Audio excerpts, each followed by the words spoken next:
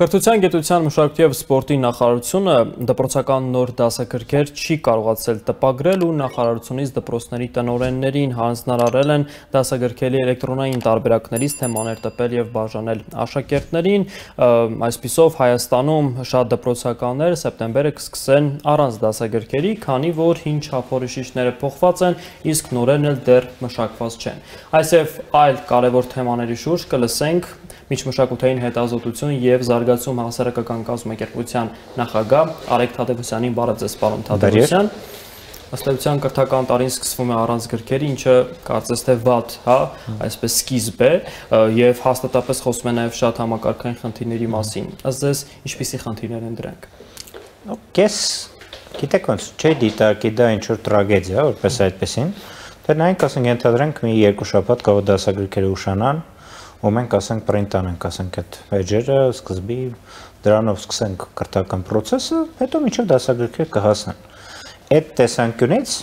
դինում է մեծ համակարգ է պետությունը, հնարավոր է որ ինչ-որ բաներ չհասնեն, կամ ինչ-որ բաներ լավ չաշխատի եւ այլ։ Այդ տեսանկյունից խնդիր չեմ տեսում առանձնապես։ Ուրիշ հարցը որ խնդիր եմ տեսում ինչի ինդիկատոր է դա, որովհետեւ գիտեք ոնց ասենք, երբ որ ինչ-որ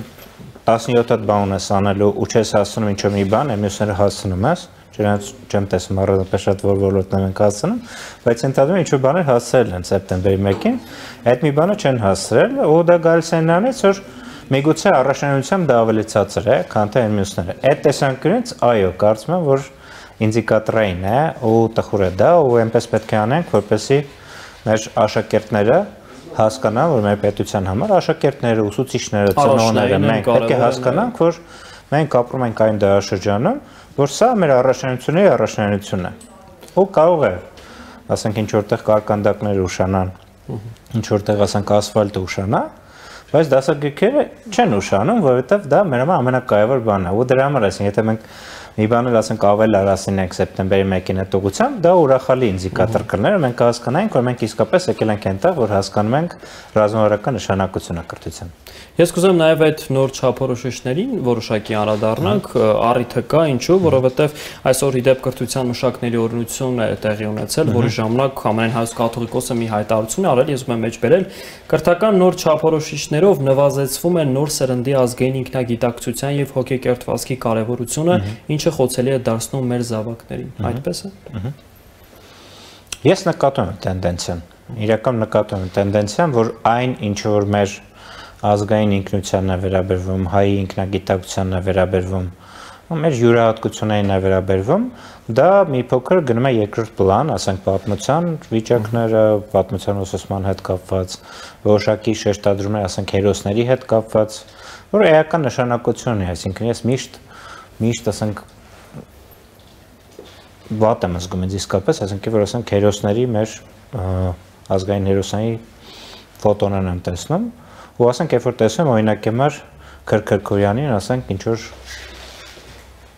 իսկապես Մոնտեի կողքին, ասենք ես իսկապես չեմ կարողանում դա հասկանալ, որովհետև ինչի մասին է խոսքը, այսինքն հերոսը դա այն հավաքական կերպարն է իր բոլոր բնութագրիչներով, իր բարոյական կերպով, իր կյանքի գծով, իր գալու, իր գնալու, ասենք ձևերով եւ այլն, այսինքն այդ ամբողջը ամբողջանում է ու մենք ստանում ենք մի բան, որ կոչում ենք ազգային հերոս, որ դա պետք է լինի այն էտալոնը, որին մենք պետք է ձգտենք։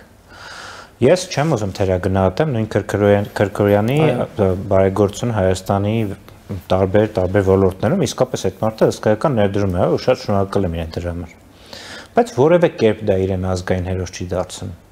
Որովհետև ինչ որ ABC պարամետրով, ասենք իր ներդրման ֆինանսական չափով ինքը ազգային հերոս է։ Բայց իր մնացած բնութագրիչներով, օրինակ, թե ինչպես է այդ գումարը աշխատել, ինչ բիզնեսների մեջ է եղել, ինչ բարոյական կերպար է ունեցել եւ այլն, այդ տեսանկյունից այդ մարդը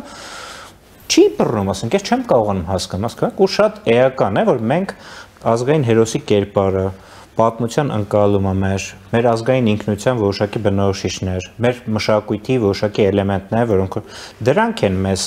դարձնում յուրահատուկ։ Տարալուծված են նոր չափորոշիչները։ Տարալուծված չեն, բայց տարալուծման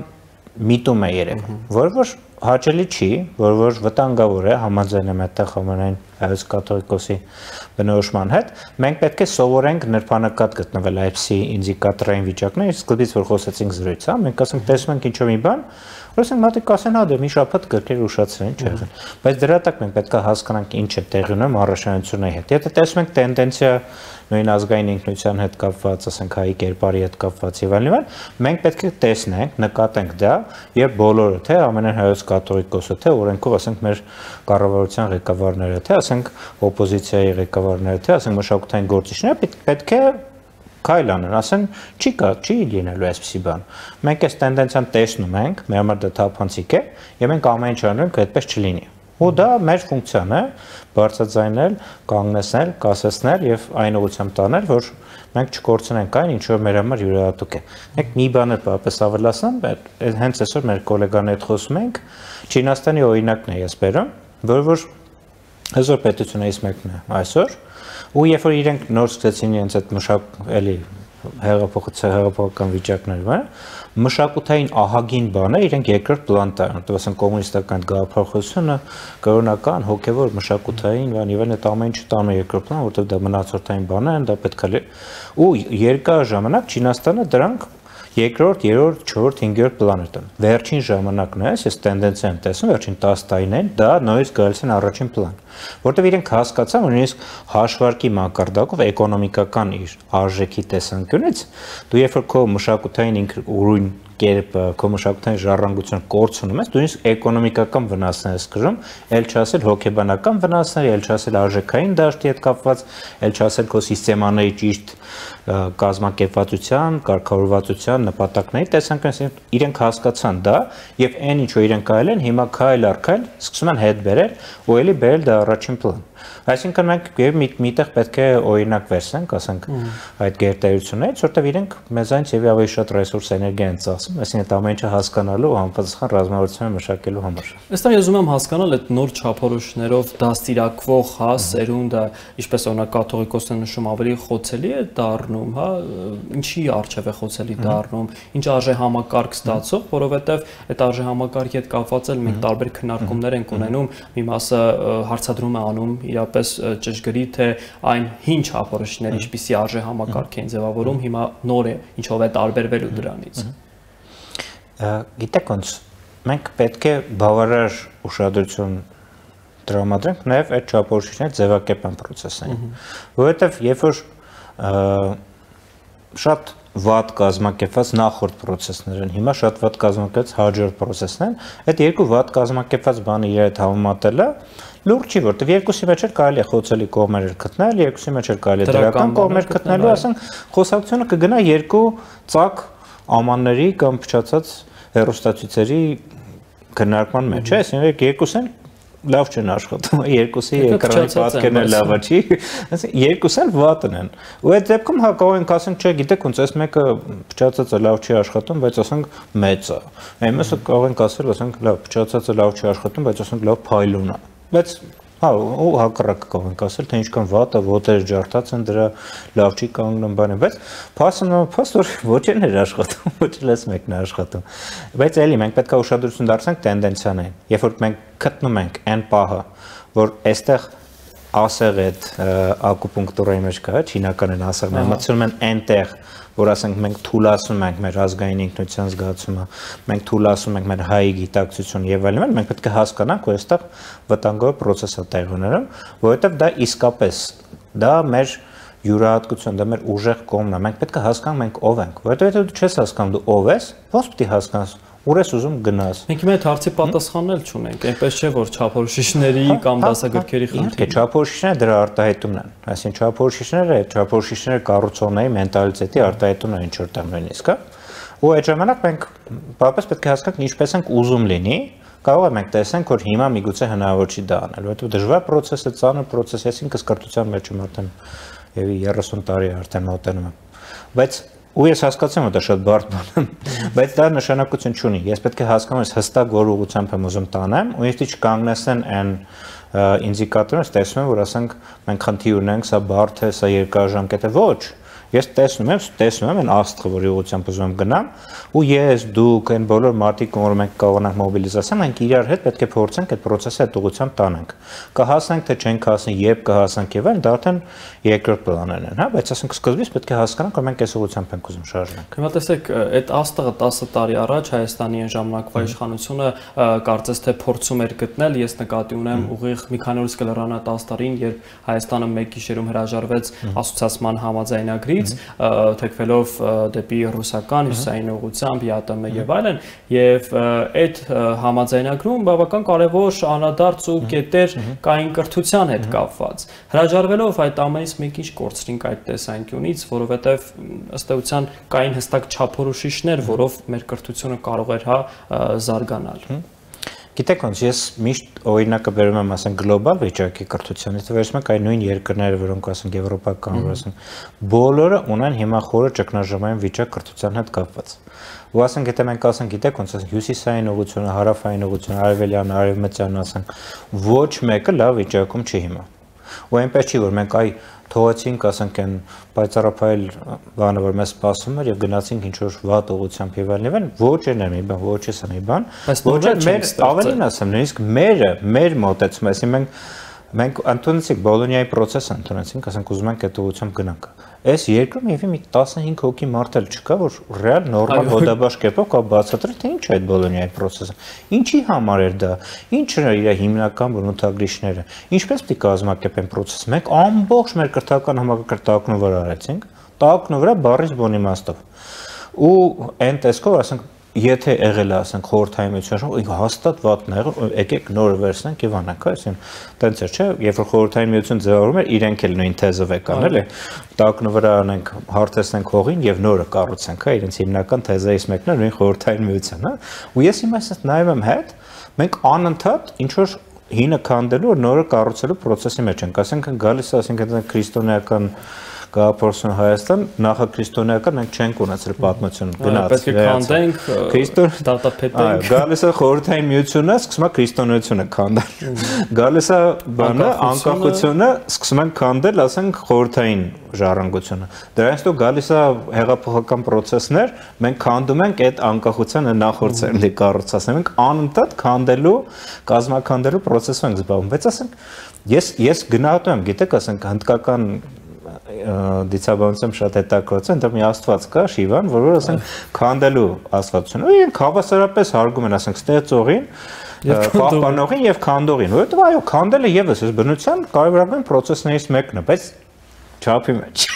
Գիտեք, ոնց 3 հատ է, 3-ը ամեն մեկի իրենց չափը պետք է ունենա, եթե ստեղծելու բա պետք է ստեղծել, եթե պահպանել, ուրեմն պետք է պահպանել։ Քանդելու բանը գալիս, բոլորս պետք է կպնենք ու քանդենք, հա։ Բայց չեն կարող ենք անընդհատ քանդելով զբաղվել։ Դրա համար կառուցելով զուգահեռ։ Իհարկե, դու ոնց կարող ես ասենք, անընդհատ ասեն, ամեն անգամ ես ասել եմ, նախորդ կառավարության ասում էի ամբողջական, մեժողական եւ ժխտողական մոտեցում մի ցուցաբերեք խորհրդային ժառանգություն, որտեղ այնտեղ էլ վատն էլ կար, լավն էլ կար։ Վատը մերժում ենք, փոփոխում ենք, լավը պահպանում ենք։ Նույնը հիմա սրանց եմ ասում։ Ասեմ, մի ասեք, որ ինչ որ նախկինների այսպես կոչված ժամանակը դա անմիջապես համարում ենք, որ վատը, այդ բոլորը պետք է քանդենք, որ նույնիսկ կառուցենք։ Ախր չենք կարող մենք այդպես ժողովուրդ մեր ազգը չունի այդքան ռեսուրս մենք չունենք, ընդհանրապես վիճակը վատ է։ Այսինքն մենք չենք կարող անընդհատ զբաղվենք քանդելով ու նորը կառուցելով։ Մանավանդ երբ որ քանդելու ժամանակ մասնագետներին ենք աղբարկը ուղարկում, ասենք մենակ ինչ-որ պիտակելով, որ ասենք ինքը ուրեմն առաջ աշխատել ու վերջ, բարի գիշեր, ունենք մարդը պետք է աշխատի։ Չենք կարող, մենք այդպիսի շռայլություն նման ռեսուրսներ ունեցող միջավայրը չի կարող իրեն թույլ տալ։ Դրա համար մենք անընդհատ պետք է փայփայելով, գուրգուրելով վերաբերենք այն ինչ որ ունենք, երբևէ պետք է չփակենք աչքերը սխալների վրա, դրանք պետք է ուղենք եւ պետք է անընդհատ նայենք ապագան։ Մենք տեսենք թե ապագայից մեզ ինչ իմպուլս է գալիս, այսինքն ինչ է ուզում ապագան մեզանից։ Ոչ թե հիմա մենք ինչ խնդիր ունենք, մենք անընդհատ դրա վրա ենք մնում, հա։ Այսինքն հենց հիմա մենք ունենք այս խնդիրը պետք է լուծի, բայց այս խնդիրը կարևոր է, բայց կարևոր է նաև թե մենք վաղը չեմ այսօր ինչ խնդիր ենք ունենալու, որպեսզի այսօրվանից սկսենք դրա լուծումը։ Բայց շատ կարևոր է միջավայրի, հա, տրամադրվածությունը եւ այլն եւ կենտրոնանալու հարցը, որովհետեւ այսօր Հայաստանը պերմանենտ գործընթացների, մեկ պատերազմ, մեկ խաղաղություն կամ դրա մեջտեղում են գտնվում եւ տպավորություն կա, որ պետական ապարատը, այդ թվում կրթական ոլորտը եւ այլն չեն կենտրոնանում իրենց անելիքի վրա, միշտեր օրինակ Իսրայելի օրինակը հակառակի մասին է միշտ խոսել։ Այս առումով մենք ինչ խնդիրների առաջ ենք կանգնած։ Սա ուղղակիորեն կապված է նաև կրթական համակարգի եւ ձեր հենց աշխատանքի տիրույթի հետ կապված։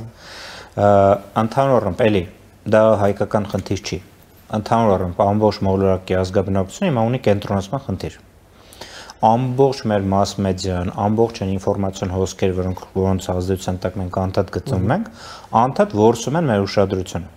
Անդադ ուզում են ասում, չէ, դու սրա վրա պետք է ուշադրություն, դու սրա վրա պետք է անընդհատ մեզ մեր ուշադրությունը տանում են ինչ որ մարդիկ, ինչ որ ուժեր, ինչ որ ուղղություններով ու դրա համար հետո էլ ասում են մարդը չի կարող կենտրոնալ։ Լավ, եթե մարդը չունի այդ ինֆորմացիոն կուլտուրան, եթե մարդը չունի իր առանցքը, մարդը երբ որ չունի ստոպ ասելու այդ ունակությունը, երբ որ մարդը չի հասկանում, ես այս ուղղությամբ եմ գնում, ինձ ոչ մեկը պետք է չշեղի, հա, եթե դա ամեն ինչը չկա ու ամբողջ բոլոր կողմերից, ասենք անդադ քո վրա հարձակում է գնում, ոնց դու կարող ես կենտրոնացած մնաս։ Դրա համար կրթական համակարգը իմ կարծիքով ամենաֆունդամենտալ բաներից մեկը, որ պետք է զարգացնի, բազային որոշակի հմտություններ կան։ Դրանք գալիս են մասնագիտականից էլ առաջ։ Դրանք գալիս են մանր, ասենք,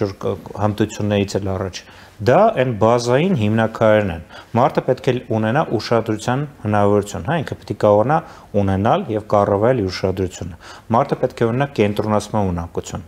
Մարդը պետք է ունենա ջանասիրություն, որովհետեւ ասենք եթե դու չես կարողam ջանք տնել, դու ուզում ես հեշտ ձևով ինչ-որ բաների հասնել, այս բնությունը ցավոք այդպես չի աշխատում, հա, այսինքն եթե դու անդադ խուսափես ջանք տնելու, այդտեղ չես հասնի։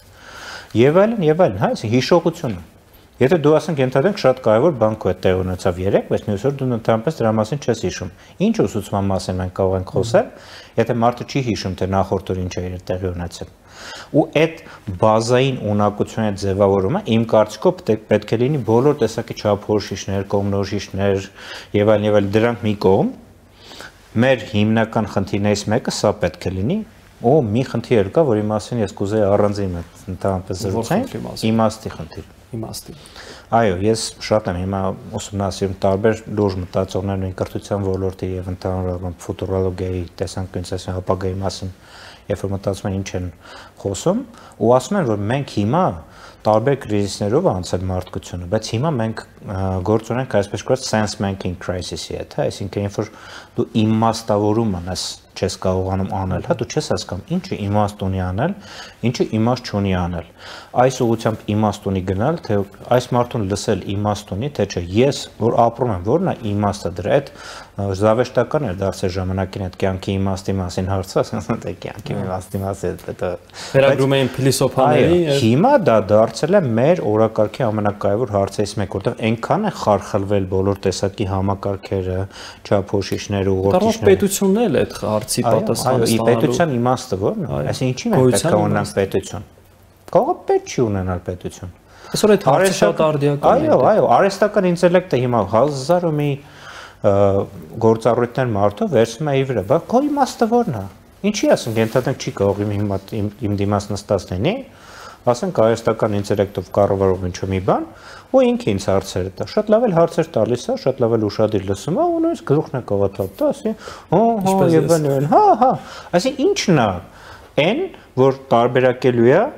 ինձ այդ դրանից։ Ինչն է այն, ինչ որ մենք պետք է անենք։ Ինչն է այն, որ մենք կարողանում ենք շատ ավելի լավ անել։ Որտեղ է մեր իսկապես դերը։ Ոչ թե այն, որ դե եկեք անջատենք արհեստական ինտելեկտը, որ հանգարտ չկորցնենք մեր տեղը։ Չէ, այդպես չի տեղի ունենում, այս բնությունը հետ չի գնում պատմական զարգացման մեջ։ Չէ, այս հաշվի առնելով որն է մեր իմաստը։ Ու այդ իմաստ ստեղծելու, իմաստը գտնելու, նոր իմաստներ ստեղծելու, այս կարևոր բան, այսինքն հիմիկվա կարևորագույն հմտություններից մեկը, որ միգուցե կրթական համակարգը նաև պետք է աներ, իմաստները ըմբռնելու, իմաստները փորձի վերածելու, գործի մեջ դնելու եւ նոր իմաստներ ստեղծելու։ Այդ հետաքրքիր sense կոմպետենցիաների դաշտ կա, որ եւի չափորոշիչների մեջ չկա, ենթադրում ոչ հյուսիսայինի, ոչ էլ հարավայինի մեջ։